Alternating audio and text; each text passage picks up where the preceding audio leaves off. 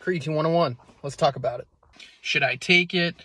What kind is best? Should my kids take it? Which form? Will it do X, Y, Z to me? So creatine, what it is, how it's made, and why it's important for you to take it. And some of the myths that people talk about who don't know what the hell they're talking about. First of all, our bodies naturally produce creatine through our kidneys and our liver through 3 non-essential amino acids: arginine, glycine, and methionine. And once it is produced, it is stored in the skeletal muscle. We all know it. We all love it. The mitochondria, the powerhouse of the cell. Mitochondria in our bodies produces ATP, or known as adenosine triphosphate. ATP is our body's most efficient and quickest way for our bodies to produce energy. Basically, that's fancy talk for the food we eat.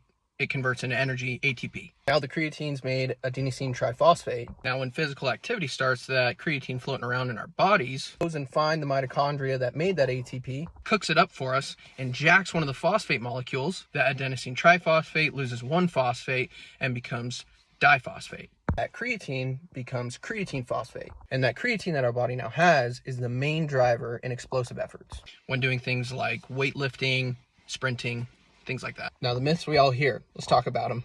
Creatine is bad for our kidneys. That one just really doesn't make sense. Our kidneys produce it. Next myth, creatine needs to be loaded. No. Sure, it'll saturate your creatine stores more quickly if you take 10, 15, 20 grams a day for the first week. However, 5 grams a day, every day is all you really need. Next myth, creatine needs to be cycled. No. Most of the benefits from creatine come from when creatine is saturated in the muscles. If you cycle off creatine, the levels of creatine will dissipate, as well as the benefits. Next myth, creatine will bloat you or is bad for fat loss. Also no. Yes, creatine will make you hold more water, but that water is intracellular. And that water is good. That water is inside the muscle cell. More water in the muscle cell means more ATP, more energy. You're not going to look puffy, I promise.